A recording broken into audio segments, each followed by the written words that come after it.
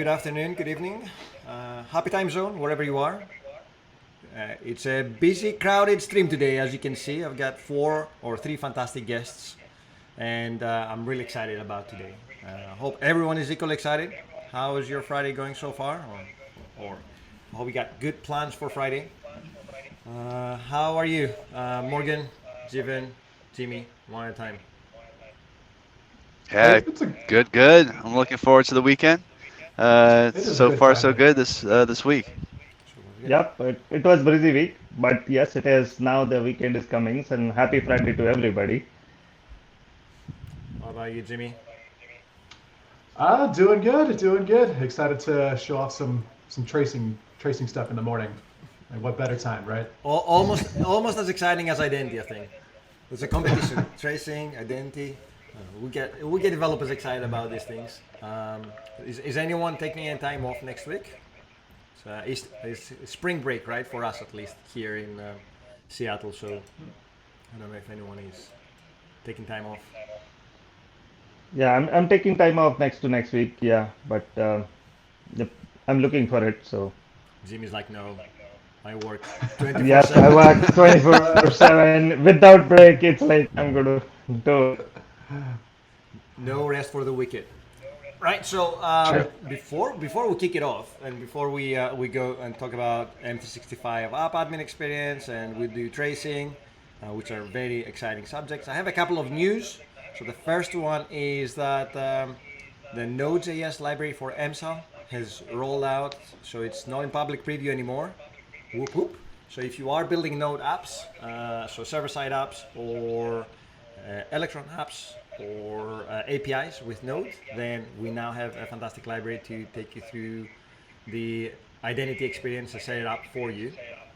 And the second one is that as I was playing yesterday with Node.js, I realized that we changed the experience for creating secrets inside the app registration um, portal. So every time you go and create a new secret for your apps, for the client credentials, for example, then you will be presented with new options. Now the default is 6 months. It used to be 1 year. So now we will recommend 6 months, and then you can also have more refined control of how long your secrets will rely. And then, as I talked about that on Twitter, people had some fantastic suggestions, like getting Logic App notifications for when your secrets are going to expire, which is a problem. If your secrets are going to expire and your apps are going to stop working, it's a good thing to be able to automate that. So yeah, keep the good suggestions coming. I will make sure I pass them on to the team because we are looking to improve the experience. And in case you are running anything on Ubiquiti, which is a server, no, it's like networking hardware for your home, then please be aware that they got hacked in January. And that means that you need to go and update your usernames and passwords. So if you're not aware of that, I know quite a few people on the stream that actually run stuff on Ubiquiti, so uh, that would probably be of interest. Okay, enough about me blabbing about news. Let's go to our guests. We have Morgan and Jivan who are here to talk to us about the M365 app admin experience. What do you have for Cool. us, friends? Thank you. Thanks, Sisters. So we both of us we always talk about Azure Active Directory and what's new happening, different applications and all that.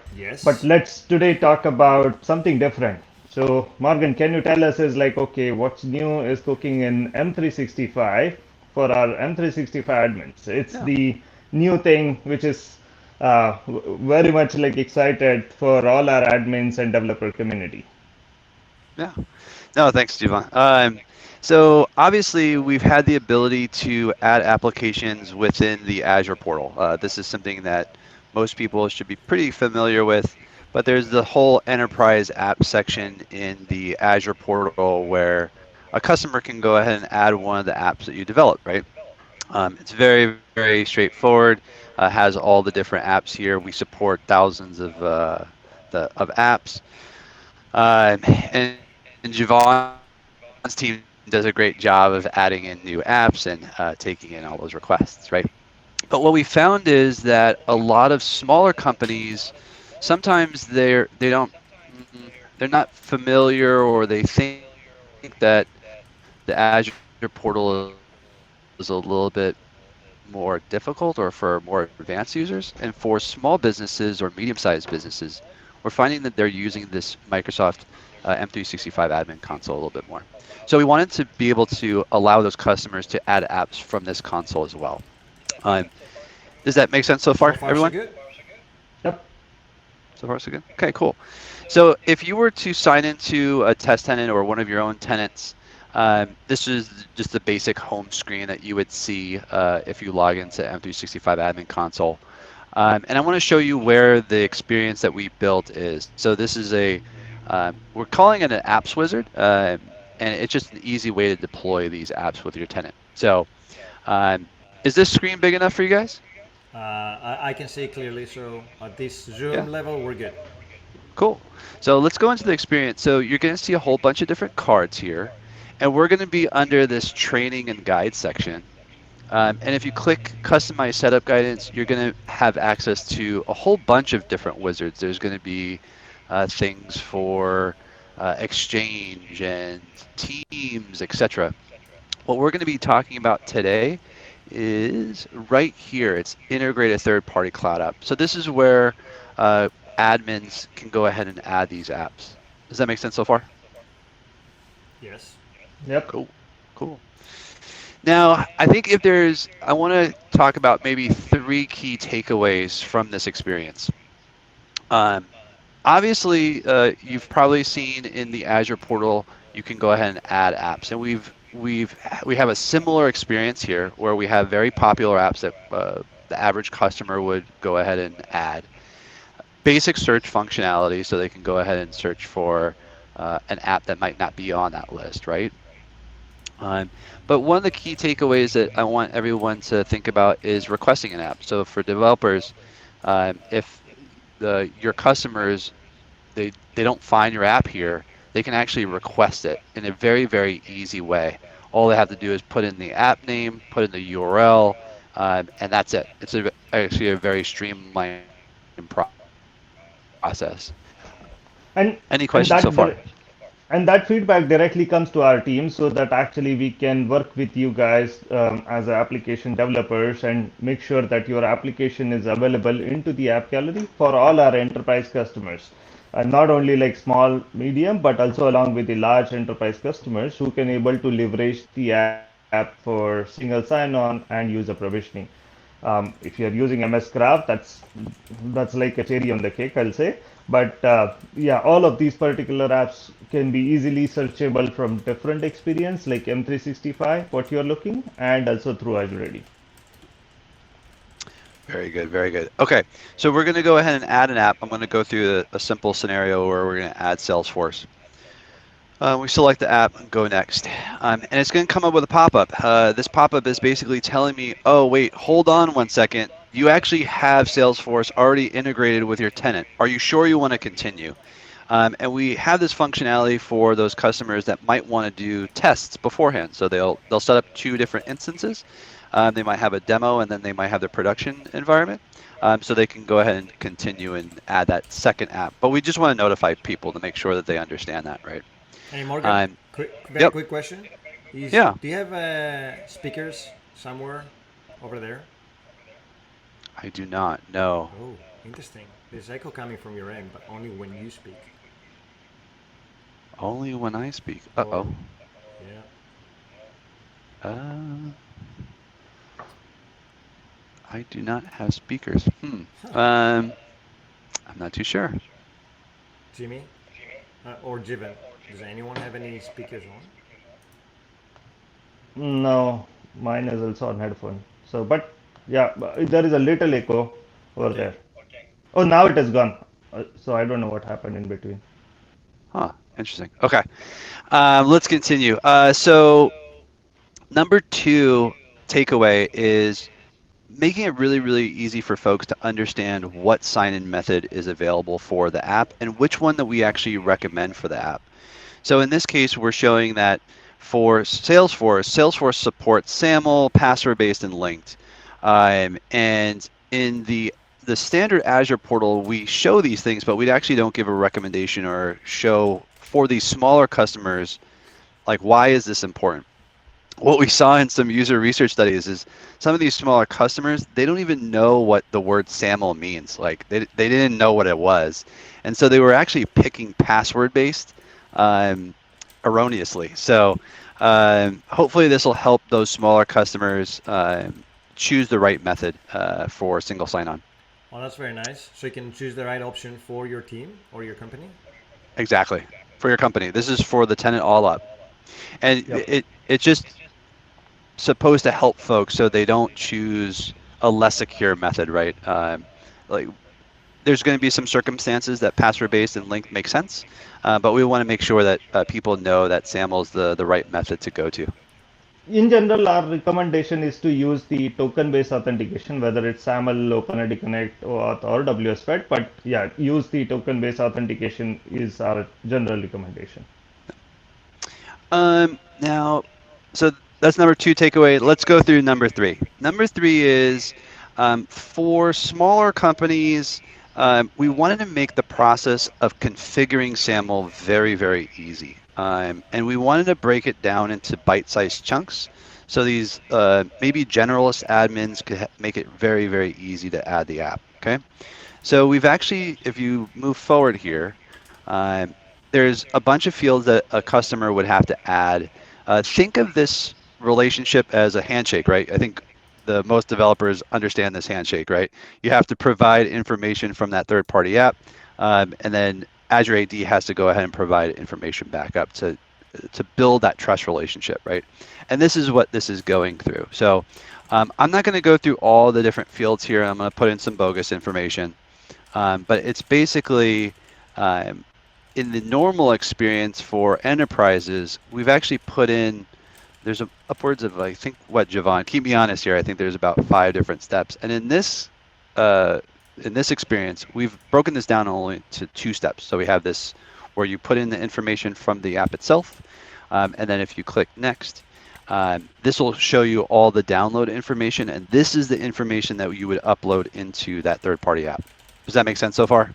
Yeah. So there's just 2 screens, really, really straightforward.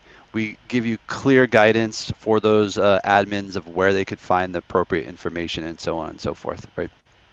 Okay. Now, the last few sections, pretty quick. We can easily go ahead and add users and groups, so those customers can go ahead and add some folks quite easily. So let me go ahead and put in myself here. I'm going to add myself. And then I'm going to add myself as this particular role. So very, very simple ways for the end users to add users and groups. There is some basic test functionality. The test functionality right now isn't going to work because I don't have the trust relationship with Salesforce right now. Sure. But if the customer wanted to do some testing, they could go ahead and do that here. We have a whole bunch of resources for them to debug any issues that they come up with. Nice. And then last but not least, a whole configuration showing what they've configured, all the users that were assigned, etc. And if they did want to do some really advanced stuff, let's say they have some custom attributes, etc., they could just go to the Azure portal. This link is going to open up that particular app in the portal for them, so they don't have to go ahead and search around for it. We try to make it really easy for folks. And then last but not least, on this last page, we've tried to give the end or that admin all the other things that we would want them to do, and then particularly all about what this means for the end user, right? At the end of the day, we're adding apps so their end users can go ahead and access those apps, right? Yeah. But a lot of customers don't even know about My Apps portal. A lot of customers don't even know that they can integrate apps. They think that it's all about Azure AD is Azure AD for Microsoft apps. They don't know that it's actually Azure AD that can be used for the Salesforces of the world, the ServiceNows of the world, right? And so where would these things land for their customer or their end users? So we've given links right here for the My Apps portal. Oh, very nice. And so this would show if we integrated the app, it would show up here, and they would have access to all their apps. They can create their own collections as well. So they can go ahead and say, let's say I want a collection just for marketing apps, and marketing has a dedicated group of apps. Or me as an end user, I can create my own group of collections now, and say, these are the things that I use most, and this is what I want in my dashboard. And these same exact things will be in the Office portal as well. So if the customer feels like, I don't want to use my apps portal, they could always just use the experience that they're used to in Office if they're using Office apps like Outlook Online, etc., Well, and that's nice. Teams, Is etc. that a new Right? feature that we added to Office so you can launch your apps from there, or has that been there for a while? Yeah, I believe, Jivan, keep me honest here. I think Collections released Jade very recently, right? Yeah, it's been there, but we just now align the experiences between the My Apps portal and the Office portal so that wherever you go, you will see the same consistent experience across. And henceforward, also, whatever the changes happening, you will see everything is streamlined with that. Nice. So the nice thing here is that if I need to launch a Dropbox or Salesforce or whatever, I just come into whichever portal works for me best. I don't have to Yeah. choose one and then just launch it, and I don't have to sign in or remember passwords or what have you. So eliminating passwords or remembering accounts, because now we're fully integrated with these apps. I love it. Okay. Exactly. And so, Yeah, and you can onboard any third-party app or first-party app that you have, right? So companies can build their own apps and add them there, or they can bring external apps and add them to the portal. So you have the one portal to rule them all. If you have exactly. Right. Yeah, and I think specifically for developers that are looking for or building apps for these like SMBs or mid-sized companies, this is going to be a great experience for them because, well, once they have integrated the app with us, then the admin has this very, very easy experience, right? And Yes. they're familiar with the M365 admin console already. They can go ahead and add the app that you're developing. It's very, very straightforward, right? Perfect. That's all I got. That's more than enough. Jivan has something. Hey, Jivan. Jivan, you Yeah, have something? yeah, yeah. So, a couple of particular asks we have it for the audience over here. We want you to be next Salesforce, and for that, we want you to develop more SaaS applications so that we can able to make it available into our app gallery and into these experiences, so that you can reach out to your enterprise customers along with us, and we will help you into that journey. The last thing what I have, Morgan, can you just go back and show us the uh, entry experience for M365 from where I can actually start this particular flow? I think we didn't talk a lot about that in the Yeah. first. Did you want to go all the way to the Yes, the setup main? guidance. Yes, the main, yeah, the Yep. main homepage, and from there, how do I come to the setup guidance? So that, yeah, Yep. So there's different cards here. Depending on how the admin has set this up, by default, this should come up. If it's not up by default, there's this little add cards button. And then the training and guides card will be here. They can go ahead and add that if they want. And then it's right here, this customized setup guidance. This basically will be the link that will provide all the different links for all the different wizards. But this particular one that we talked about is this integrate a third-party cloud app. I'm also going to go ahead and give the link to Christos, so he'll be able to share that with the audience. You bet. We'll add it to the YouTube video as well. So if you're watching this on YouTube, it will be right below in the links. As well with any other links that we'll cover today on the stream. So we'll make sure that this information makes it to you. Cool. Thank you. Yeah. Sorry, Jivan, you were muted. Go on. so if you still have questions, feel free to reach out to us. It's like I think you will have Christos and my particular Twitter handle pretty much available, GvenST, and Morgan has it too. So it's like, yeah, you can tweet us and let us know what's your feedback, and happy to help us. Sweet. Yes. We'll make sure that any question. By the way, we have a Discord channel, so at the very top you can join our Discord. If you have any questions about what we covered today, whether it's stuff that Jimmy will talk about or whether it's the things that we heard this morning from Morgan and Jivan, then please make sure to join the community and ask the questions away. You know, it's a very active community. We can barely keep up with all the questions, so we expect more questions. Bring it on, as I say. Right. That's good. Thanks, everyone. Thank you very much, both Morgan and Jivan, for spending some time with us this morning. We'll let you go and enjoy your weekend and your time off next week if you're taking time off. And Yeah. we're going to transition to just me and Jimmy, who's been patiently sitting there hearing all this. Cool. Hey, guys, take care. Thank you so much for the time. I appreciate it. Thanks, everyone. Yep. Thank you. Have a great weekend, guys. Have a great weekend. Take care. Bye. Right. So, Jimmy, it's just the two of us. All right. Just the two of us. That's not necessary. Yeah, okay. No more singing. I get it. Right. So let me get your screen up in a second. Let me just do that. And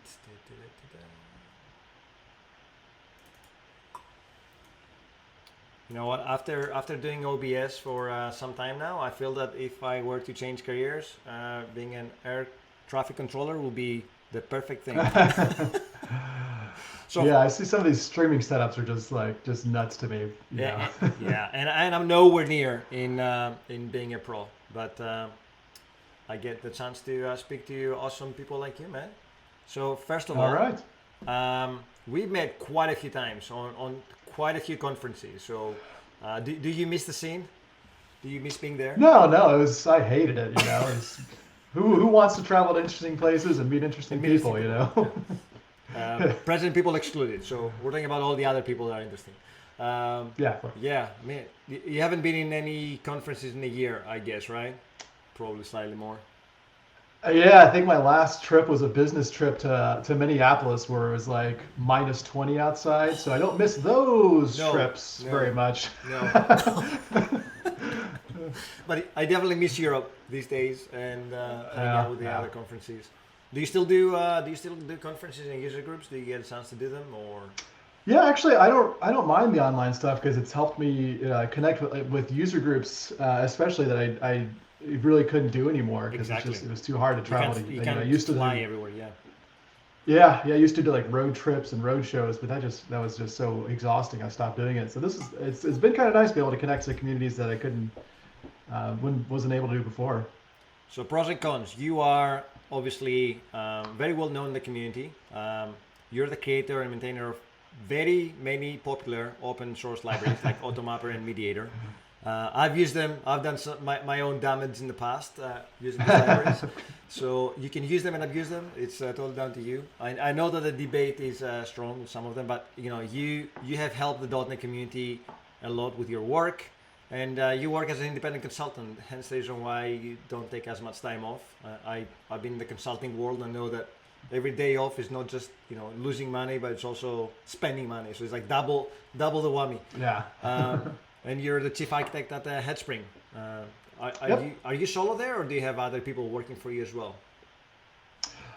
So I actually worked like full time at Headspring for 13 years, I guess. Okay. And then left to do more independent stuff, but I'm still with Headspring just now on like a 1099 or contractor basis. So I still do a lot of work with them. Yeah. Okay. And you've been an MVP since 2009. Oh, I know. That was before I had any gray hair, I guess. Did you attend the MVP summit this week?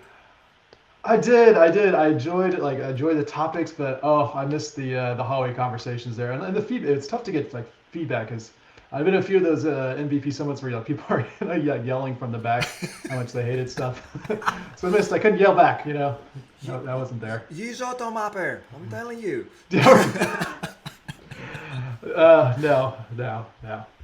Man, yeah, it's a lot, and I know that people had quite a few interesting topics to discuss about, especially with .NET 6 and where .NET is going. But in the meantime, we're here. Yeah, I really love saying redacted. Redacted. I'm so excited about. I can't say that. Lots of NDA things. In fact, I had a demo from. I was like one late night, I think on Monday. Some of the MVPs pinged me. It's like, hey, do you want to jump on a Zoom call with us and have a chat about stuff? I was like, yeah, let's kick it back. And Scott Hunter jumped on the call as well. He was so excited. He's like, hey guys, have you seen this awesome feature? It's like, I think so. And then he did a demo, and everyone's like, "Oh my god, it's amazing!"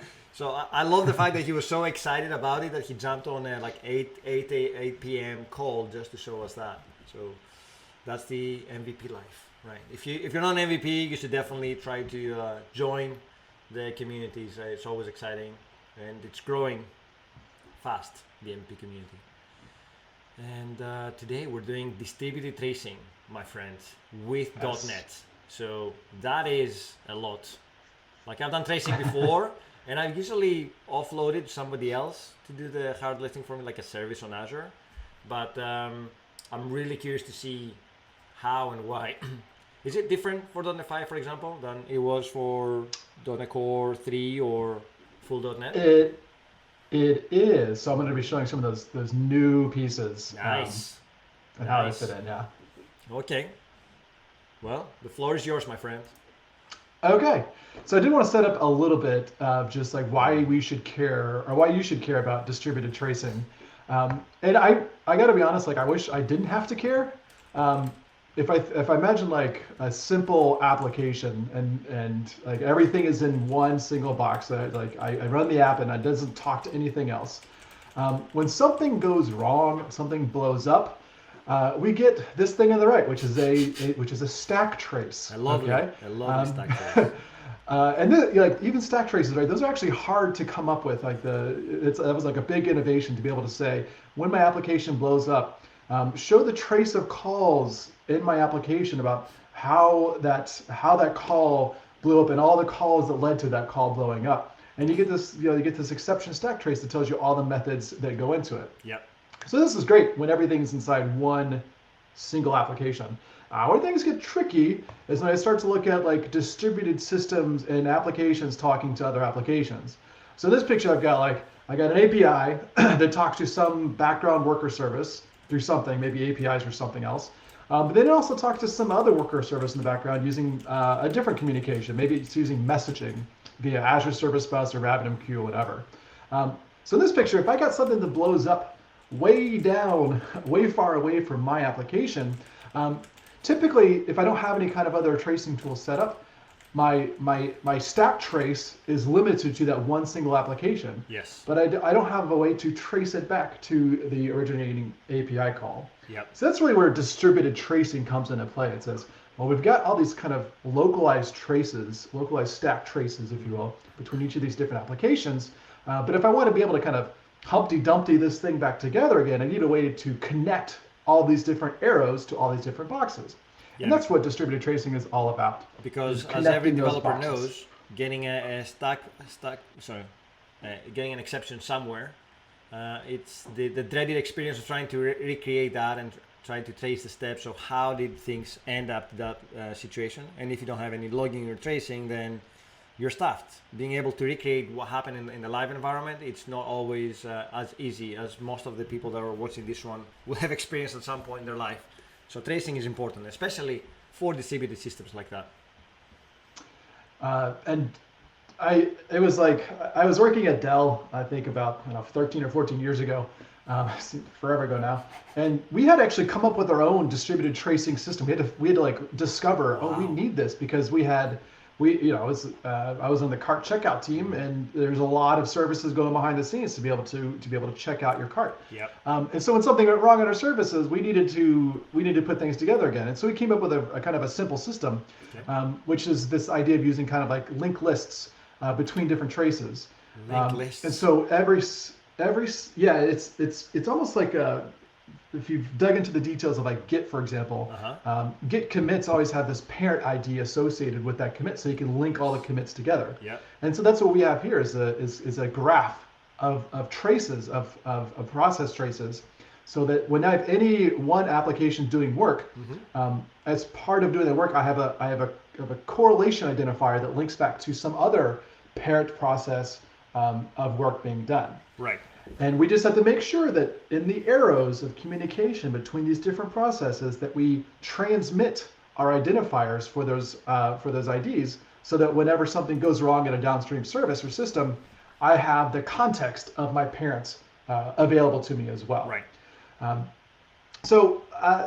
this is what we had to come up with ourselves, and it took us like a year, I think, to really get it figured out. And some other folks have done this as well. So one popular one out there is Zipkin, and Zipkin came from Netflix, maybe, I don't remember. One of those internet like Web 2.0, like distributed systems companies, microservice companies. And so they started to standardize what this data was flowing between each of these different services.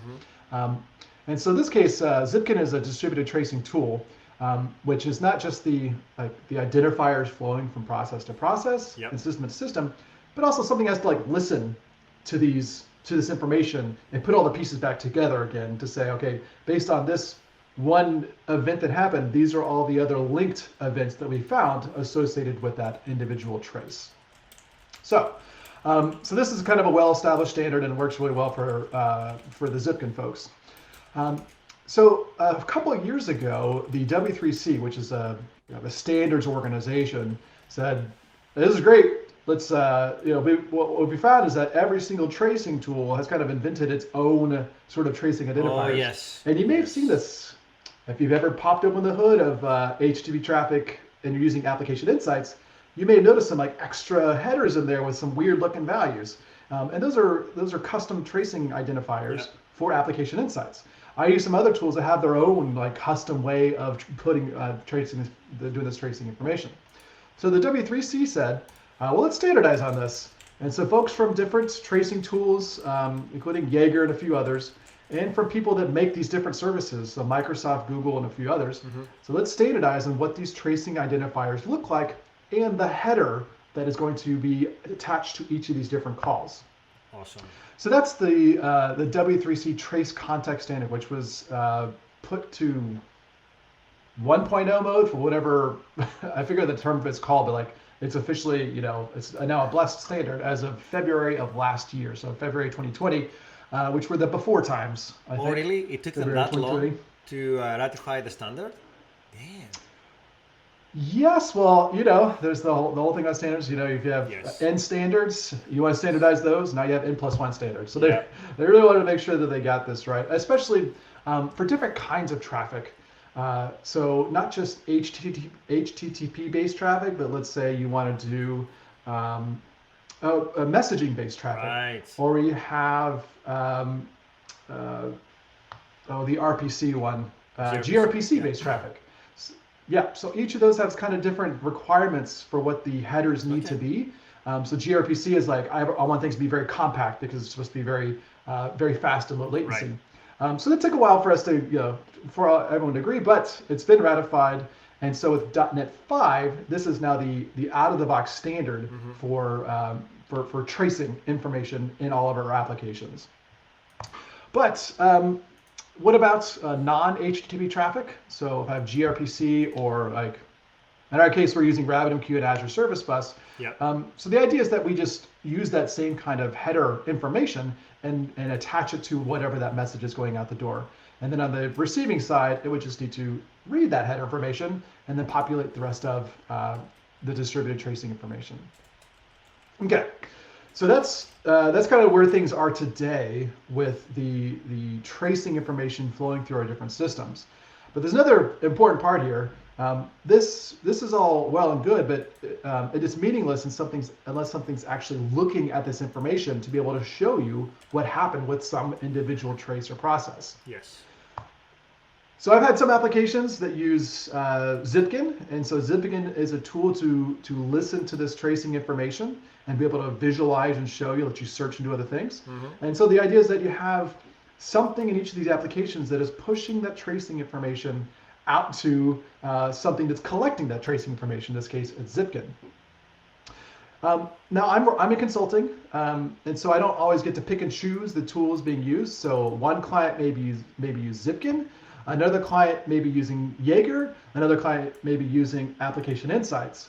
And so the last problem is that we want to solve for here is if I have another tracing tool, I don't want to have this matrix of communications and collecting utilities to be able to support any kind of new communication technology that comes down the line. Right.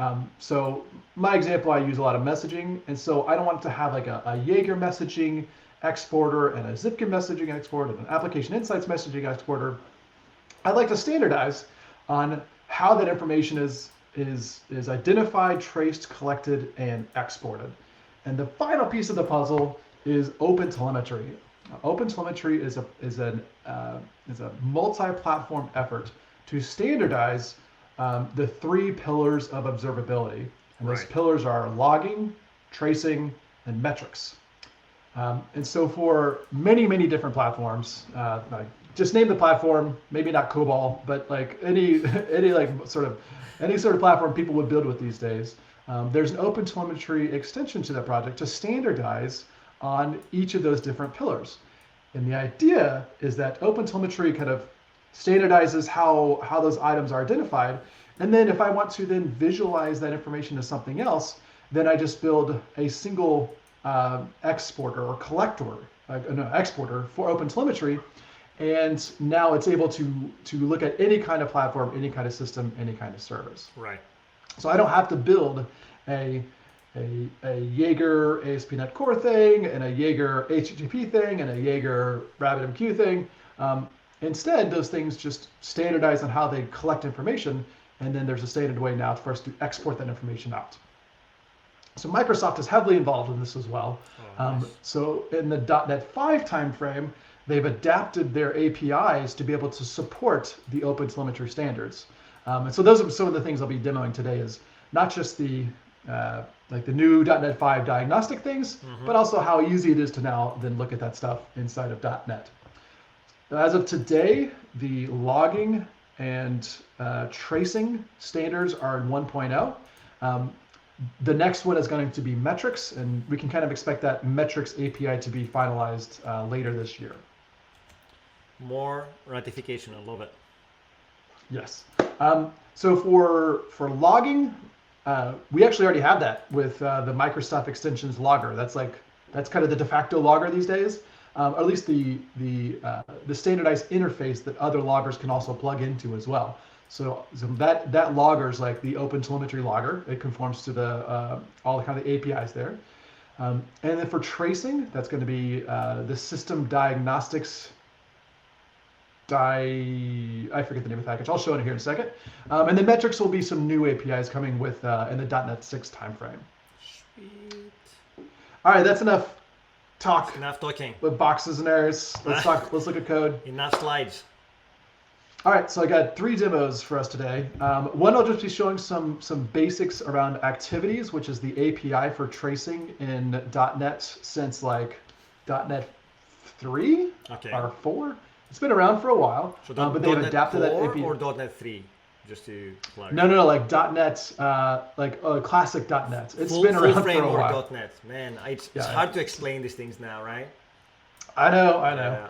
But that API has been around for a while. It's just been continuously adapted to support like later and later standards. So the diagnostics APIs have now been adapted to the OpenTelemetry standards. I So I'll be see. showing some basics around that. Then I'll be showing some extensions for OpenTelemetry to make it very easy for us to listen to these events and be able to visualize them in something. Right. And then finally, I'll be showing some of the exporters for OpenTelemetry to show how easy it is to hook up visualizations for this stuff. Nice. Let's do this. So let's go first to some activity basics. I'm going to switch over to ye old Visual Studio. And I put it up to 150%. Is this big enough? Do I need to go bigger? I think 175 would probably work better, if you don't mind. Okay, that means I have to type it in because it's not a standard one. 175. There we go. Okay. All right, so this is a really dumb application, right? This is like I got a console write line something, I'm doing something, and then this method does something else. Okay. So if I have an exception that happens here, I'll get a stack trace from this one to this one. Now, right now I've got these like console write lines littered throughout my application, or maybe log statements, something like that. So if I'm adapting someone else's library, then it would be nice if that other library was able to emit some diagnostic events that I could then subscribe to be able to like see interesting stuff. Yep. So we can actually do that. So I'll say var activity the, oh gosh, activity. There he goes. New activity. And I give it a name of the activity, demo. And then you can start the activity, start, and then you can stop the activity. Now the activity it represents some kind of interesting operation that you want to care about, basically. And so when we start the activity and when we stop it, it will also include some information about what happened in that activity. So at the end of the activity, we actually have we have things like the duration of that activity. So it has some like timing information. So between start and stop, it tells you how long it went. So and we can also the activity is part of the diagnostics API. Yes. So as part of my references, I've got the system diagnostics source package. So this package, you see it's version 5.0, but actually that package ships out of band of .NET 5 or .NET Core or whatever. So you can actually reference that package with anything that supports. So it doesn't just support .NET 5, it actually supports .NET 4, 6, or 4, 5, and .NET Standard. So you can use it in existing applications as well. All right, so let's do the same thing down in our other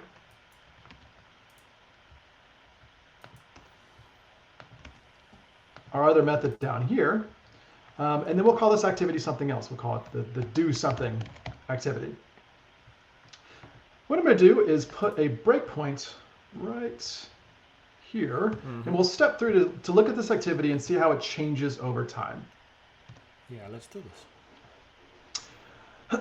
All right, so when I run this application, it's going to create a new activity, and we'll look at the activity, see what's going on inside of it, and see how it changes after I actually start the activity. So if I look at this activity now, of course it's null, so let's go past it 1. Now if I look at this activity, we'll see that it has an ID, but the ID is null. It's kind of hard to, I don't think I can zoom that part, unfortunately, but the ID is null. Yeah. All right. Now, if I go past it, if I start the activity, now the activity has an ID. There it is. Ooh, gosh, it's ugly, but it has an ID. It's got 00-gobbledygook-00. It's more than a GUID. It's like two GUIDs put together. Yeah, exactly. You notice the ID format says W3C. So that is the new thing in .NET 5. In .NET 5, it opts in automatically to the W3C standard. There are other ID formats out there, like Zipkin has its own ID format, but previous to this, .NET had its own ID format. So .NET 5, it says let's just use the standard version that we helped create here, and the W3C standard describes what all these different pieces are. Okay, so now let's go inside of our do something method, and this has its own activity. Now, at this point, I'll pause for a second, and one of the things we want to be able to do is to link these two activities together. But I don't want to have to change my code to pass in like the parent activity everywhere I go all around out on the chain. Yeah, because that will be a lot of code to pass around in the whole lab, right? Exactly. So activity actually has, let me just go past 1. Activity, there's a static property in here. I'll call it activity.current, static members, current. And so this current activity is a async local, so it flows across async context, static property that is the current activity for any kind of execution that you have here. So my current activity is actually the activity that I created in the previous method. So it's, instead of me having to like pass activities around, there's a standard place I go to be able to see what the current activity is.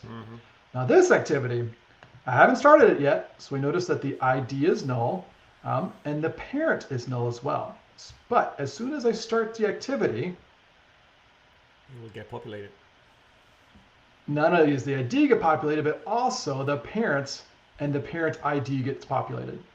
Right. Now, one other thing you'll see here, if I look at the ID and the parent ID, you'll notice that some of these characters are the same and some of them are different.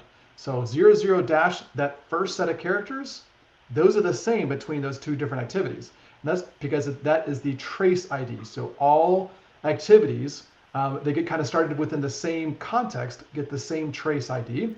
And then the last ones are different. That's known as the span ID. And that span ID should be different for each individual activity.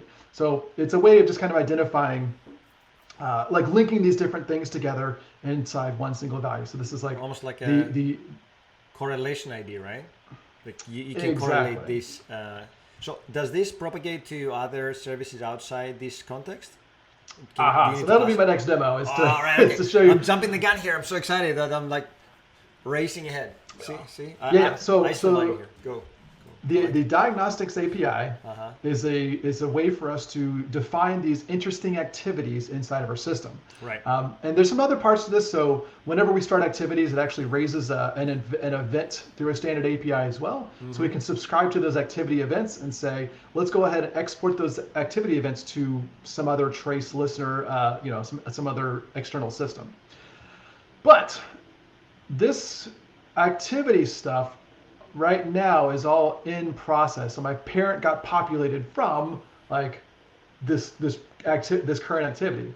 But for incoming web requests or incoming messages, what needs to happen is the host application needs to look at the incoming information, grab this information off of the incoming header, and populate the parent ID of my current activity. So the parent property will be null, but the parent ID will have the value of whatever the parent thing was. So let's actually switch over now to my next demo. Which I almost stole the thunder from. Exactly. That was very disappointing. And bump this up to. Promise it won't happen again. I promise. Okay. So those activities raise diagnostic events. And actually, maybe I'll just show you real quick what it looks like to subscribe to those events. Yep. So I've got an after version of this. So let me go comment this all out and then uncomment this one. And the other piece of the diagnostic API is the ability to listen to activity events. And so what I've defined here is an activity source. And this is a source of activity events. Okay. And this is something that I can subscribe to events to be able to do whatever I want, really. Yeah. So what I've got here is I've defined an activity listener and has a few properties. First, it says, should I listen to this thing?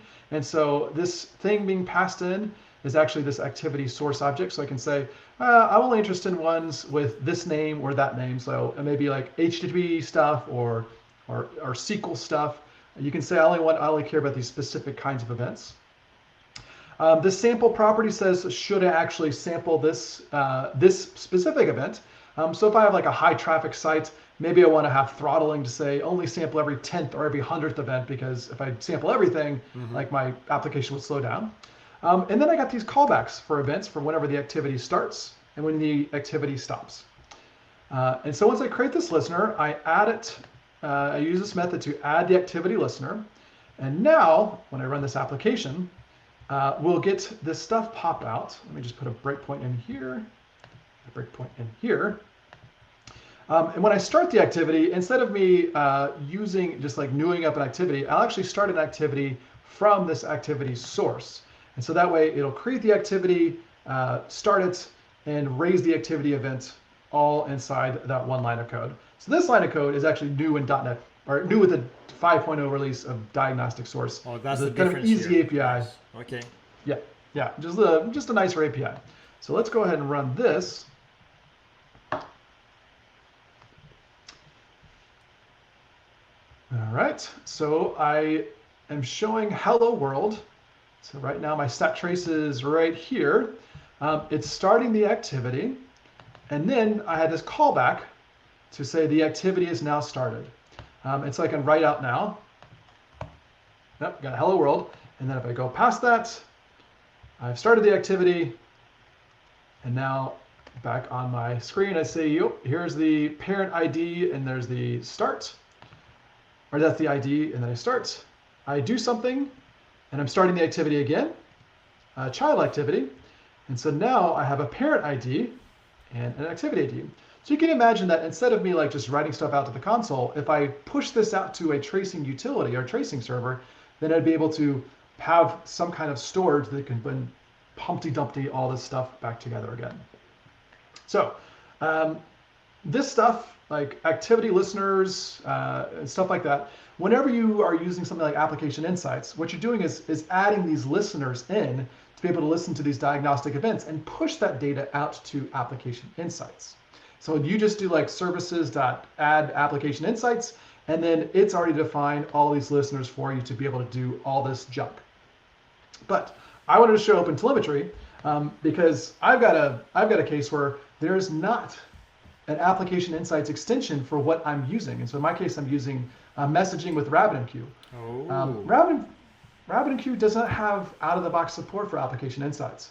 If you go Google App Insights, RabbitMQ, there's like someone's created some NuGet package somewhere that hasn't been updated in 3 years or something. So you're like, well, that stinks. And my next client uses RabbitMQ but Jaeger, and I have to go find someone that has a Jaeger extension to that. So OpenTelemetry is about bridging those gaps. So I don't have to have RabbitMQ Jaeger, RabbitMQ Zipkin, RabbitMQ App Insights, Right. Azure Service Bus App Insights. Azure, it's trying to get rid of that crazy matrix. So does it act like a So- proxy to everything that you need to communicate with, in effect? So what OpenTelemetry will do is standardize on us listening to all these activities, Okay. and then have extensions to this that then push out to then all the different exporters. So let's go Right. swap over now to So is it in an intermediate step? So rather than going directly to App Insights, I can use OpenTelemetry to feed into App Insights or RabbitMQ or Service Bus or Event Hubs or whatever. Is that the idea? that's the idea. So Right. this is an application, a web application, and I've added a few NuGet packages here. I've got OpenTelemetry extensions for hosting. So this is the services.add OpenTelemetry. And what that is doing behind the scenes, I should have updated out of RC2, whatever. It's fine. It's fine. We like to live dangerously. There you go. We're playing with RC packages. Why not? I think this is actually 1.0 now, but anyway, whatever. So that what it's doing for us is putting a background service in our application to be able to listen to these diagnostic events and push them out to something. Nice. These other two packages are instrumentation. So these are things that are listening to the activity-based events. Okay. So as long as my library supports these standard activities, then I just need to have something that's listening to those events, and that's the OpenTelemetry instrumentation. And then finally, I need something to export them out. So I've got some exporters here. I've got exporter for just console, so you can see these events in your console application. Yes. And I've also got exporters for Zipkin and Jaeger. Oh, So- I see. So let me see. I understand this. So you have the OpenTelemetry library. So you need the extensions. So you have the instrumentation for ASP.NET Core, which will capture events from the ASP.NET pipeline, I guess, and events. And then you have the instrumentation for SQL Client. Does that mean that if I'm using EF Core, then it will capture everything that goes to SQL Server and back? Or do I need to Exactly. have an EF? Oh, okay. So it doesn't care. As long as it's using SQL Server somewhere, it will Exactly. capture. Perfect. And then in order for me to push that telemetry somewhere, we have exporters. So we use the OpenTelemetry exporters to push to multiple environments at the same time, or multiple targets at the same time.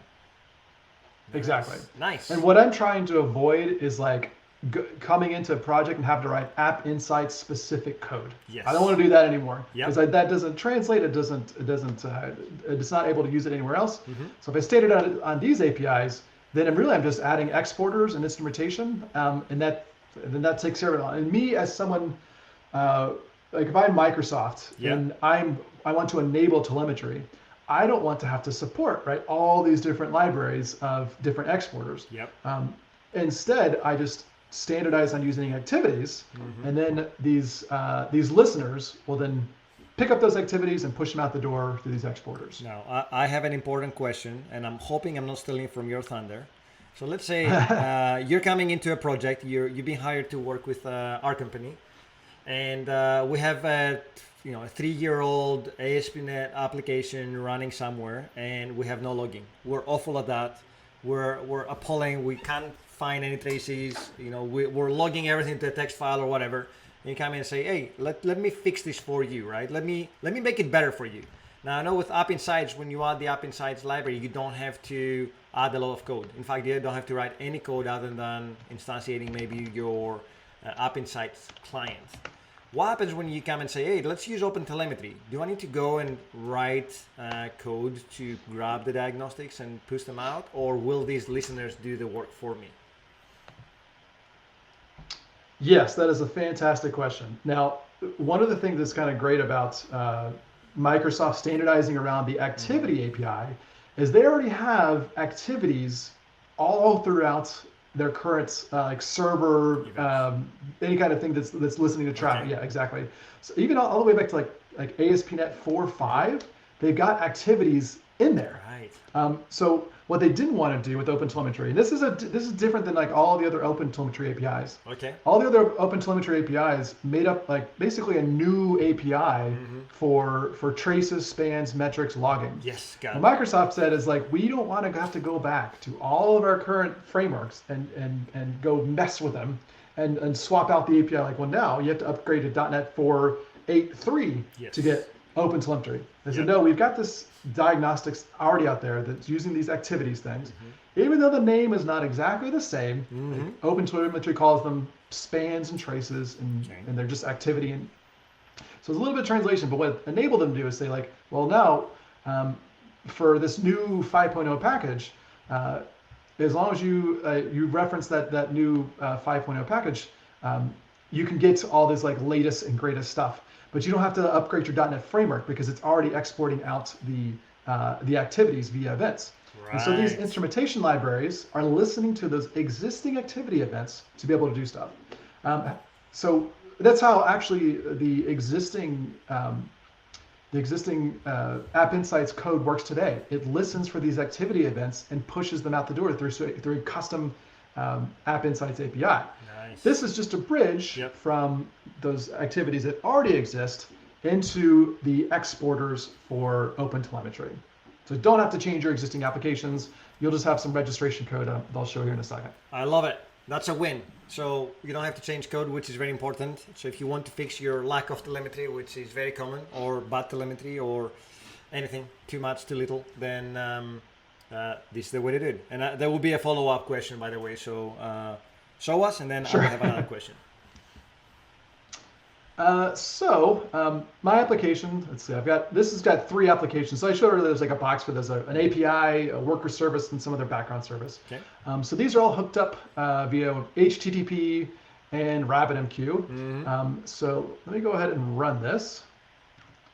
And I'll just go through the swashbuckle UI, and we'll show kind of connecting these dots of these 3 different applications. Yes. Swashbuckle, Open API. Do people still call it Swagger, or I didn't pay attention to what you said. Did you say Open API or did you say Swagger? I didn't say either, actually. I just said swashbuckle. But yeah. Okay. So the audience can make whatever they want out of it, right? Yeah, the one is fine. All right. So, but yes, this is Swagger 3.0, which is Open API. Okay. So this is a really dumb application, and I've got this web application here. So I'm going to go execute one of these API endpoints. We'll just say, try it out. Hello, 425 show. Oh. Yeah. All right. So now behind the scenes, this is doing a lot. So the response body is just nothing. It's just a GUID, whatever. But behind the scenes, it's doing a lot. It's sending a message via RabbitMQ.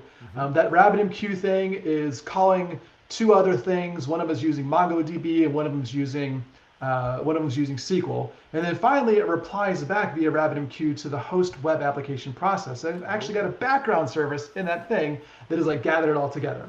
So here is the handler for that response, and it said received. Back at you, hello 425 show. It's got weather information and hitting a database to get like your favorite Simpsons character. So it's just a bunch of junk that How it's do trying you to do know? behind the Are scenes. you running ML? Are you running ML behind the scenes? Yeah, ml.random, just random, that's it. All right. So that code is split across 3 different projects. It's got different APIs. It's just got a bunch of stuff going on behind the scenes. So I wanted to show what that looked like in Zipkin. Yeah. So let's pull up Zipkin. I'll hit search. And at the top, I see this trace that shows a bunch of different services that were talked to. And if I click into that trace, you can see this kind of complex graph of different calls that are being made. Oh. So as part of this, I have the initial API call. That was the first I say some point. That just executed and finished right there. But as part of that, it sent a message via RabbitMQ. Now I'm using a library on top of RabbitMQ because I'm lazy, called InServiceBus. And that's just like a syntactic sugar on top of using messaging transport. So it's just to make my life a little bit easier there. So it sent a message via RabbitMQ. I've got something that received that message via RabbitMQ. That did, let's see what that did something else. It sent another message to do something else. That called an API that called into SQL. So I can see the SQL over here on the right. Called some other SQL as well. This sent 2 messages actually. So I got one message here and another message there. So I have a question here because I might forget later on. If I am logging sensitive information, let's say credit cards, can we filter them out? Can we filter PII information before they get logged? Do you have to write custom logic for that? Yes, so you can. So these collectors by default don't collect that kind of information. So you have to kind of opt in to be able to collect it. Right. So typically we don't. Okay. Like as part of the tracing tool, we don't collect like the details of the request. Yep. The idea here is that you still have logs. Yes. And so what we would do here is we get to the trace we want. We take the trace ID or the span ID, Yep. and we would put that in our logging tool, search for that, and now I get the full logs of that individual step. Right. So if you ever use like Splunk, one of the things I hate in Splunk is just the needle in the haystack, trying to find the right thing inside of there. And so you do log enrichment, right? Let's like put put some identifiers in our log statements so that I can kind of whittle down what I'm looking for. But I can still have like thousands of log statements for just one single set of distributed processes. So the idea behind the tracing here is that I've got this connected graph that represents like a single flow of connected processes. And once I nail I whittle down the one I'm interested in, then I can take that span ID, and that is unique for this individual trace. Yep. I drop that span ID in my log tool, and now I can find just that set of logs for that thing for the overall graph. So it's a way for us to like really whittle down what we're looking for by increasing the cardinality of our data in this trace. Nice. Very quickly getting to the problematic call or the problematic trace. I like it. So you can see way at the bottom here is that final message we had, which is back at you, hello, whatever. And here's the final set of payloads. Now that's there because I've configured it to. So let's pop open my application code and show you kind of how I set all this stuff. That's the behind the up. scenes how we pass messages back and forth, right? Nice. Yes. So on the OpenTelemetry side, we needed to configure a couple things. First is just adding OpenTelemetry tracing so that there's something in the background of our application listening for these application events, these activity events, to do something with. These set of instrumentation, these are the activity listeners. So by default, if nothing is listening to activity, it does nothing. So we're not adding a lot of overhead if we don't have this stuff opted in. Right. So for me, if I'm building infrastructure, I want to put a lot of instrumentation in there, but I don't want to slow things down. So this set of instrumentation, once it's being listened to, it's like a Heisenberg sort of thing that if no one's listening to it, it does nothing. But as soon as I listen to it, then those activity events start lighting up. So I have a question here. You mentioned about performance.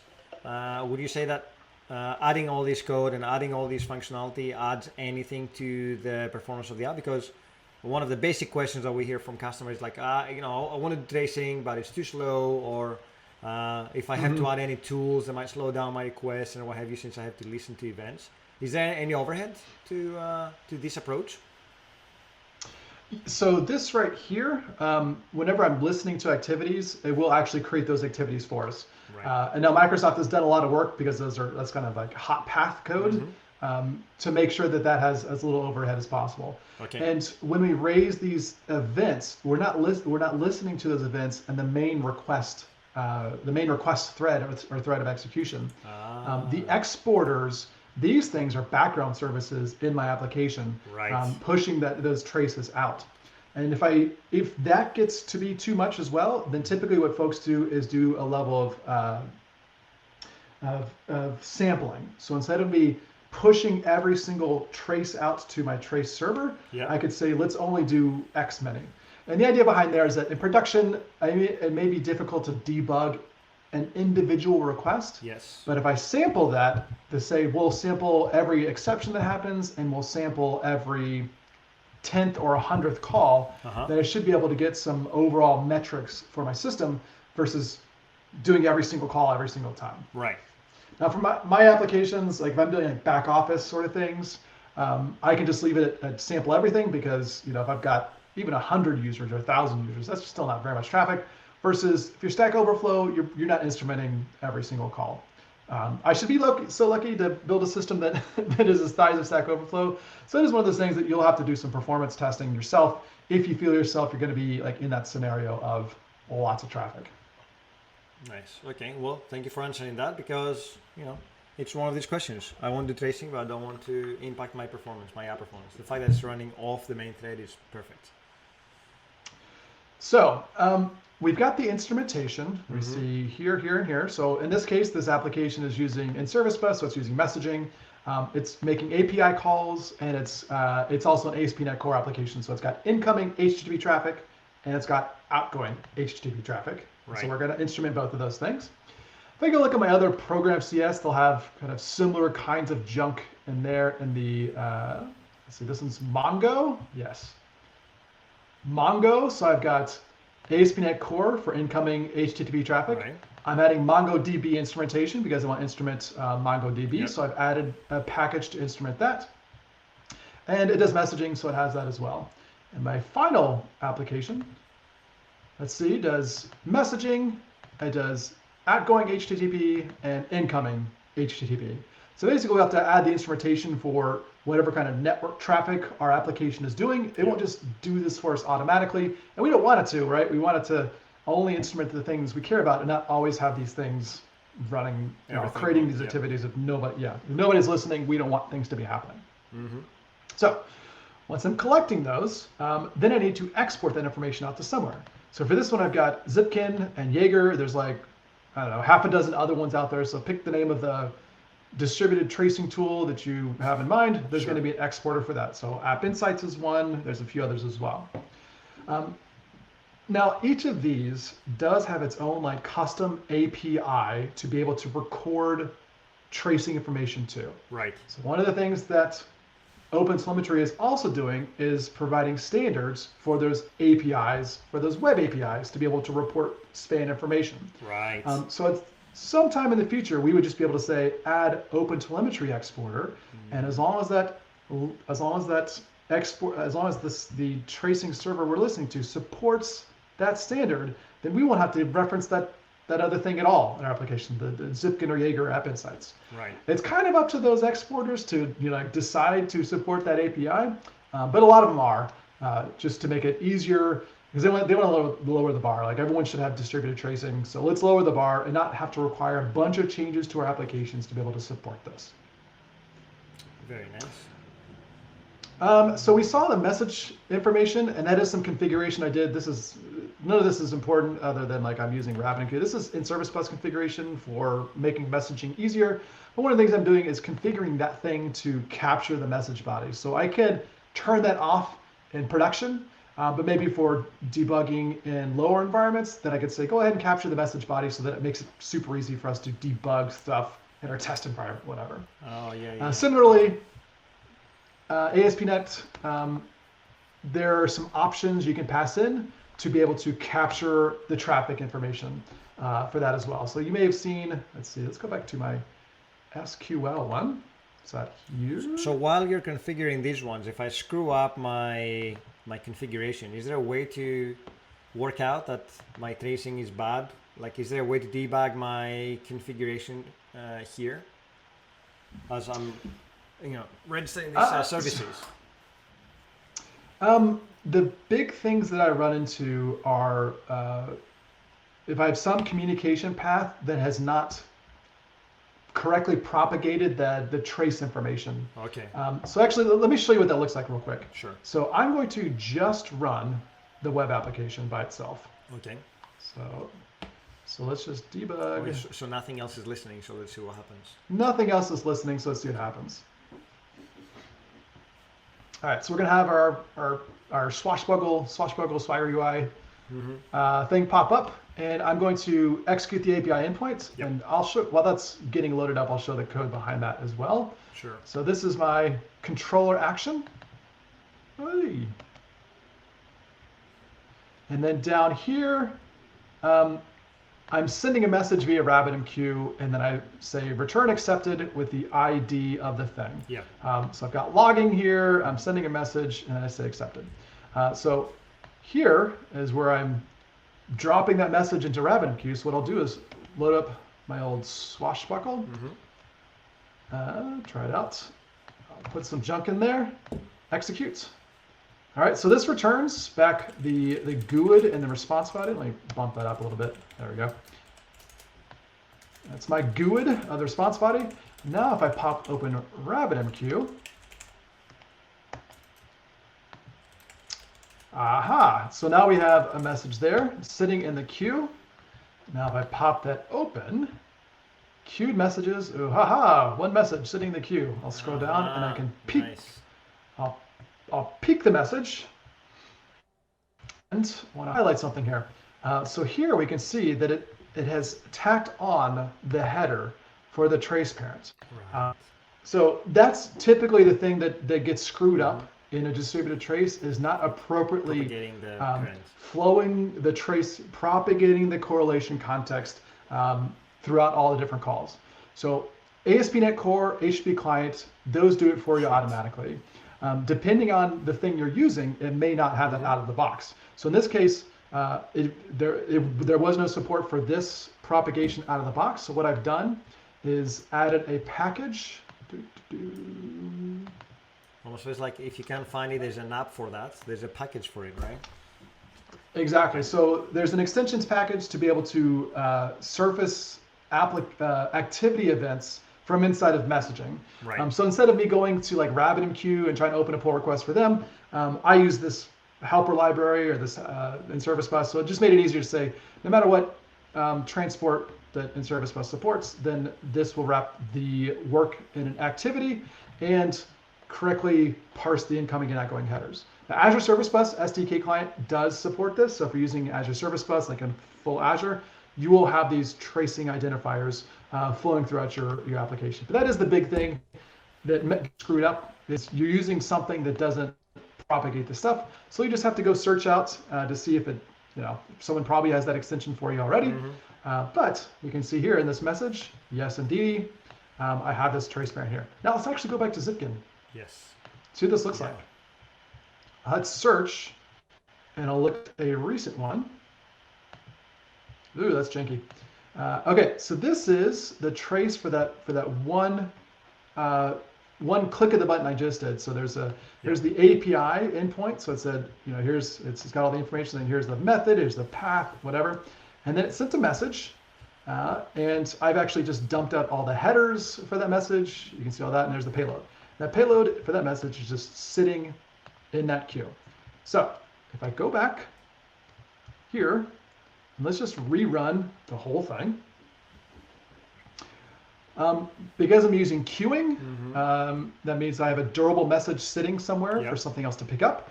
So when I rerun this, the child processes are going to pick up that message from the queue, process it, and then propagate all that junk all over the place. Is there So in a web is there a application, lifespan or retry for these things?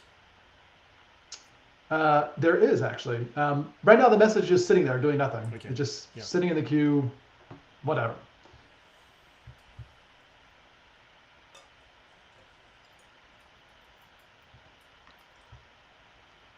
Silence. The anticipation is killing everyone. Let's see what happens. All right. So let me go through this again. Yep. I'll say I'll get something, and I'm going to actually. I'm telling you, it's gonna come back with Marge Simpson again. Exactly.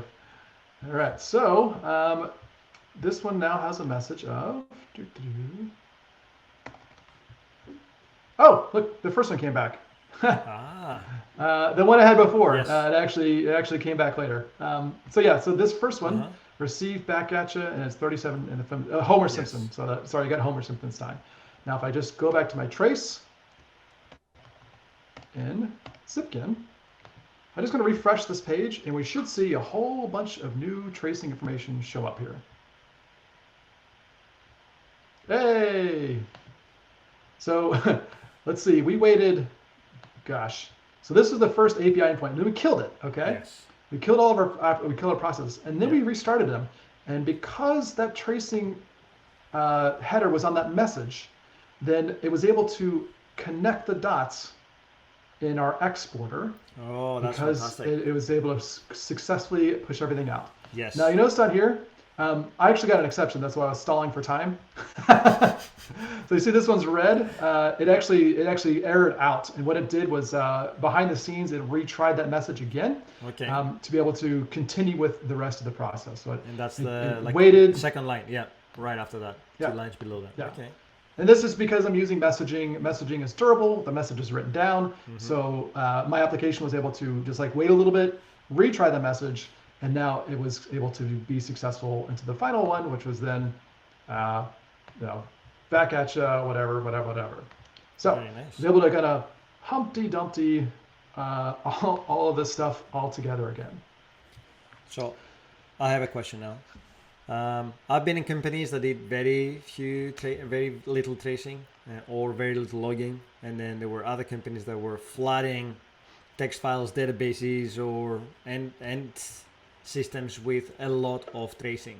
Is there such a thing as not enough or too much tracing? And is this configurable through here to say I don't want to capture everything? I'm just interested in a subset of activities. Yeah, there's kind of two places you can figure that. One would be in the exporting. Okay. So in my applications themselves, I could say I'm only interested in sampling whatever. So it could be sampling based on a time frame, like only sample exceptions. People do that a lot, is saying, just only when something goes wrong do we actually want to then sample it and then gather all that information and pushed out. And you can also do that from the application, from the tracing tool itself. So this would gather all the traces, and then when the overall trace completes, it would say, I only want to keep it if I see that there is an exception. So this one had an exception way over here. So let's actually keep everything as part of it because It's it's important. it's important to us. So it's kind of two places you can do that level of gathering for. So is it an exercise of finding what really works well for your application, because different apps will have different kind of engagement and complexities. So do you need to tweak it based on the current experience, more or less? Yeah, exactly. It's really, really dependent on what your systems and applications are doing, and it's almost like even in the organizations I work with, it really depends on if it's kind of a front end sort of system or it's more of a back end sort of thing. Kind of what level of sampling we're going to do for the systems and how we approach it. Cool. For now, I just sample everything because who cares? Yeah, we have a question from Simon Engineering on the subject of what gets logged. Is there an easy way to stop sensitive data ending up in the trace, like JWT tokens or API keys, for example, that you need to send as part of the request? Yeah, so if I go look at, let's see, that one's the error one. Let's go look at this other more full, interesting one. So if I start looking at some of the things we see in here, it's not logging any kind of sensitive information by default. So by default, it's really just kind of like information about the request, but you notice it doesn't actually have the body of the request, it just has the, like the URL. See, somewhere in here, I think I had a post. Somewhere, is this a post? No. Web application, get. So in terms of the actual HTTP post, it does not expose out like the posted data as part of it. It's only the kind of request data. Right. So if you're looking at sensitive information, that would really be in your logs, not in your traces. Your logs is where you have to worry the most about. This is kind of basic request level information. If you want to see the details of any one of these kind of steps in the process, that's where we'd go over to your logs, and then in there you like don't log sensitive information in your logs then. Right. Okay. I see.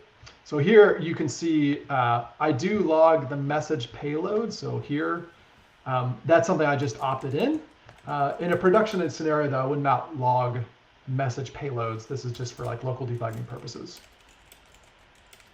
Nice. Okay. I mean, it looks great. And I know that you're probably using quite a few tools there for demo purposes. Like I suspect that if you were, like if this was a real application, would you be engaging with all these different tools, or would you feel that it would be a subset of these loggers and these exporters, for example? Like what would be what is the choice, the tools of choice for you? Like if you say, I'm coming to this project brand new, this is what we should be using, like the company doesn't have anything, or the current solution doesn't have anything. What is your suggested path? Sure. So a decision I would not make by myself is what I would export to. So the thing that's going to be collecting the traces and visualizing it, this tool that we're showing here, Zipkin, that's more of an enterprise level decision about what we should use for tracing. So most of the time, I look to see if the organization has something already in this space that maybe they're not using yet, or not using effectively. So in this case, this demo I'm showing is actually from my client. Oh, really? Okay. Well, not this No, code, yeah. because this is like not this The big, setup. but they use it. Yep, they use Zipkin, they use SQL, they use MongoDB, they use RabbitMQ. They're using all of these tools, so it does very much match. This is actually a very simple one. So in this case, I've got, I don't know, it was like 2 dozen in one. And for theirs, I would say it's easily would be 100 or 200 individual activities or spans in a single request. Because it's one initial request that kicks off a lot of background processing. And so all those different background processes doing their own individual stuff. So it's brings it all together into one single view. Cool. So if I'm saying completely from scratch, what exporter would I use? That's a complete, it depends. Because something has to gather and store this information somewhere. Right, and so I look to the client or look to the organization to see if they've already got something that they're using. So if they're already in Azure, they're probably already using App Insights, or maybe they're not. I don't know. So I'd say, well, that's an easy one, right? You've already got a subscription, you've already got resources out there. So let's just turn that on, and then we can use that. If they are more on-prem, then Zipkin or Jaeger are a good choice because they're easily runnable in a container or just from an executable. Zipkin is also really nice in that it supports an in-memory option as well. So when I ran Zipkin, I really just ran like a single executable or container image, and nice. It's just in memory. It stores like 1 million or so events, and then once it hits that number, then it starts deleting old ones. So you don't have to worry about like disk space growing out of control or whatever. I have another question. Can we use Jaeger to visualize App Insights traces? So, no. So the traces that we're seeing here are activity-based traces. And although App Insights has like its own version of a trace, the idea is that we wouldn't use like someone else's made up version or someone's proprietary version of a trace and process activity. We would use the standard system diagnostics activity traces. And at that point, if I use activities, then it's super simple to be able to export those activities to anything, Jaeger, App Insights, whatever. But if my code is using custom like App Insights code and I want to export that out to Jaeger, then really what I'm looking at is converting that code to use activities, and then it's super simple to export that out to anything at that point. Sweet. Nice. Okay. Now, I do have one final demo for you folks. Yes. Love me some demos. And this is to try to attack the needle in the haystack problem. So I'm going to, let's go ahead and just like boom, boom, boom, boom. Let's just do a bunch of these. All right. Execute, execute, execute, execute, execute. So many executions. Okay. So one of the challenges with any kind of like observability tools is the ability to quickly hone in on like the one request that was your problem request. Yeah. And so in logs, you typically take the tack of enriching that log with context information. Serialog is great about this. You can enrich your logs with context so that every single log statement has like some context information as part of that. And we could do the same kind of thing with our traces. So if I go back to Zipkin and go back to search, I remember I hit the button a bunch of times. Yep. And when I hit search, we're going to see a bunch of traces here. Yikes, that's janky. I'll go back to 100% because it's all janky. That's fine. All right. So how do I know which one is the problem that I have here? Are they really the one I'm trying to hone in on? Yes. Like this last execution, I want to see the trace for this specific one. So one thing we have here is, hey, there was something specific in that request. There was in this case, it was like my card ID or whatever, something that's specific to that one individual trace that is more business focused as opposed to like, back end trace ID. So if I click on this one, you see it has a trace ID. So if I knew the trace ID, yes, I could say that's the one I'm interested in. But if I don't know that trace ID, I need some way to be able to find that specific trace out of the field of all the other ones. So that piece requires some extra information as part of the logging of this trace that flows down through all the different spans. And so that piece is actually known as baggage. So right here, there's actually this name of the standard is also is baggage. So if I go back, remember the original activity, I was just doing activity starts, and then the child activity was automatically linked to the parents. Yes. As part of my activity as well, I can actually add information to that one activity that makes it out to the trace. So if I click on this thing, down here, just click on any one of these random things, all this information are known as tags of that one specific activity or span. Now the next thing I've done is I've added baggage to my current activity. So in this case I say activity at current add baggage cart operation ID, just made up the name of the tag, and then the data as part of that is actually, this is kind of business specific data. So this is the ID of, in this case, the command I'm sitting through on RabbitMQ, but it's also the ID that I show on the screen. So it's something that's maybe the user can see or specific to the user operation that maybe is in a database as well. So you can think of things like user ID, customer ID, operation ID, card ID. Like these are all things you can go search in the database. And if I want to go find all the things associated with that overall business identifier, even across multiple requests or multiple spans or multiple traces, then what I want to do is tack that additional information on my activity so that it gets exported out to my trace. So you can see here, I've got an additional tag that is the cart operation ID, and that cart operation ID is actually flowed. So you just kind of see the top here of the tags. the cart operation ID actually flowed also through all my different spans. Oh, I love it. So back in RabbitMQ, I showed trace parents, but you may have seen this one right above it, which is the baggage header of cart operation ID.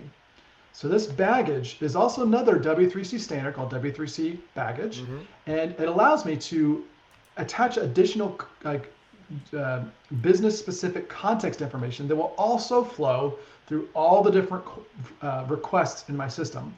So if I make an HTTP request, it will also include the baggage header in that request to ensure that the other side properly receives it, and then it will shove it in the activities baggage as well. I love the metaphors there. Shove it in the baggage. So we do want to be careful about that. Like it is add baggage to our requests. So we only want to do this to like very kind of specific information that we want to use to kind of reduce the scope of searching for information. But what I can do, typically I would also include that in my log statements to be able to increase the card nav logs. But if I go back to Zipkin, I can actually search. You can do this in App Insights, Jaeger as well. I'll paste in that tag. The name of the tag equals this, and I search. Oh, it's been too long. Oh, we missed the window. I think we did. I was talking way too long. So let me go run this again. I'll just do. And while you do that, there is another question. Neo Asi is asking, can we pass the request ID from the client to API, to async command handler, to event handlers, and to the response? Yes, you probably wouldn't use the request ID because the activity has its own ID. Right. So instead of using like the request ID that came in from somewhere else, instead or just was like made up internally, the activity ID represents the activity of that or the ID of that individual request. Right. But if your SPA sends in a parent or a trace context or trace parent like this, if the incoming ASP.NET Core application receives a trace parent header, then it will use that as the parent activity ID through everything else in your system. Right. So you can create your own trace parents in the SPA, and there's APIs to do that. There's like, OpenTelemetry or W3C trace context libraries to do this, to be able to generate these IDs to be able to search. So my search did work. I grabbed the ID of the most recently created request, shoved it in the search up here, and now I'm able to find that one specific request amongst all the others. So you can imagine if you did like user IDs or card IDs, I would be able to see all of the traces for whatever that user did, and be able to quickly hone in on exactly what potential problems that user may have run into. That's brilliant. That's actually an observation to make. Baggage gets lost. Well, it's not going through an airport, so I think we're good. Yes. What is an airport actually? I can't remember. I remember some. Oh, I don't know. We'll be back someday. Yeah, it's fun. Oh God, people are saying thank you for showing us this. Now, next is where do people go next to get started with OpenTelemetry? And is the code that you showed us available on GitHub so people can go and have a look and peruse what you showed us today, or what's the best place? In other words. All right, so yes, you can go to the OpenTelemetry website. So it's opentelemetry.io to learn about that stuff. Yep. If you want to learn more about extending or connecting OpenTelemetry to .NET, you'll actually go through here. There's a documentation site that shows all the different. Actually, there goes broad language support. You can click C#. .NET.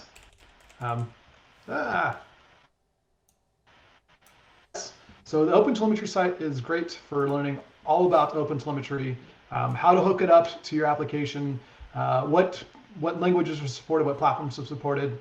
It's all there. if you want to see the like behind the scenes about what's going on underneath the covers, Yep. then I can actually I'll share some links after this Perfect. that kind of go into the nuts and bolts details. Okay.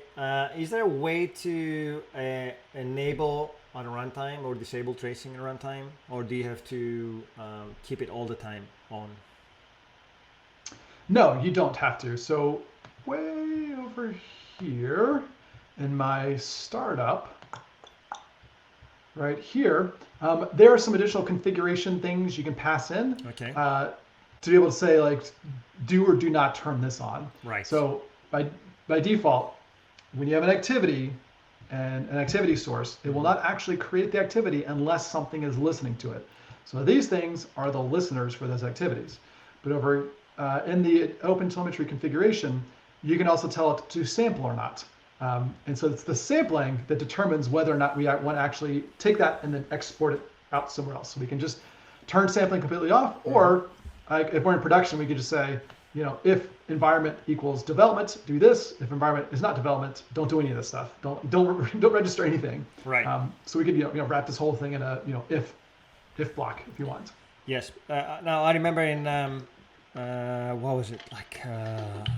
Certain exporters provide you the ability of an XML or a JSON file where you can go and configure things, and there were even ones that could react to those changes on runtime, so you didn't have to restart your app or you didn't have to redeploy your code.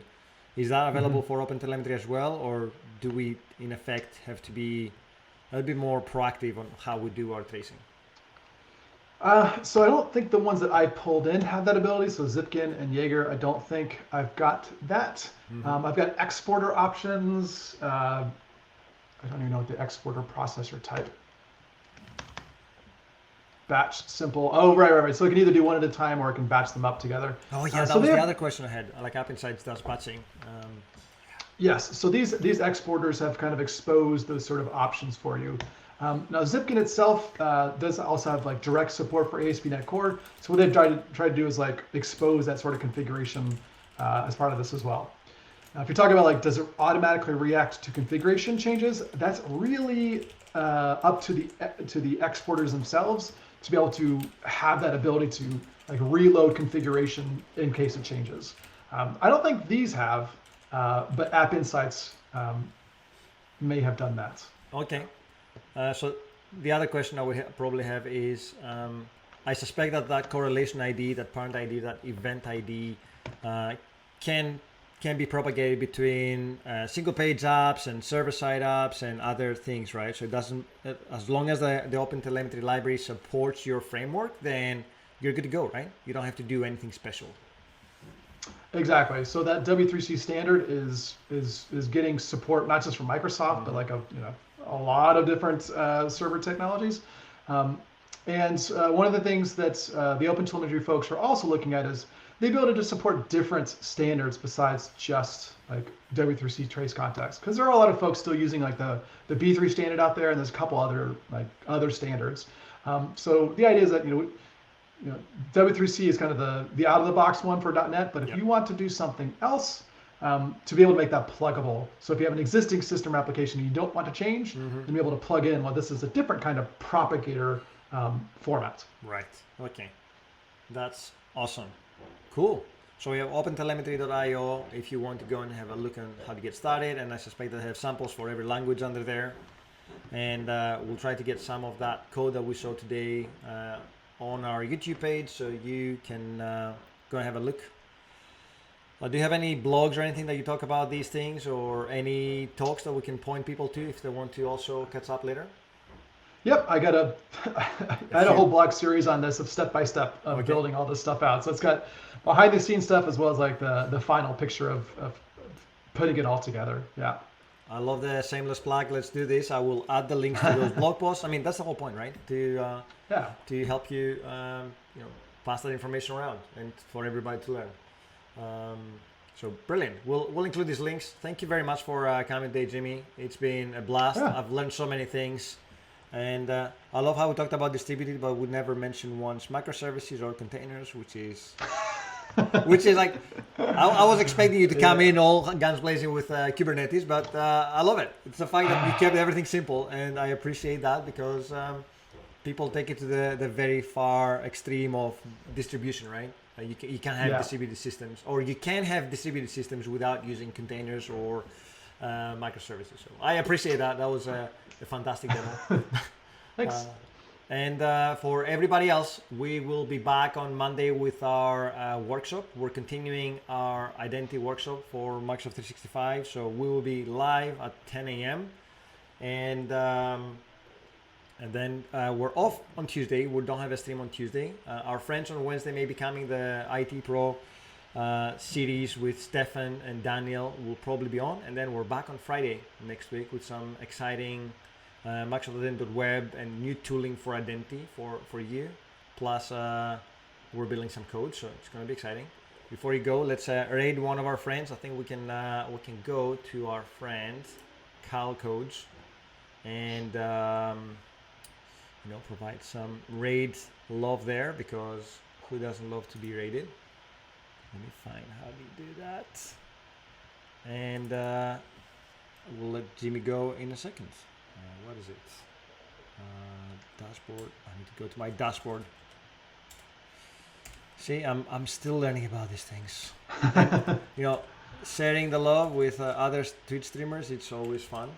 Dashboard, Twitch dashboard, Twitch.tv 45. So he 45. So yeah, I need to.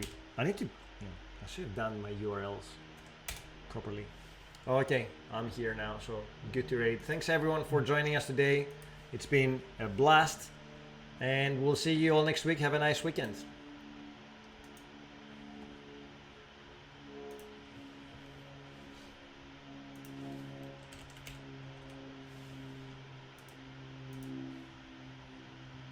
And we are done.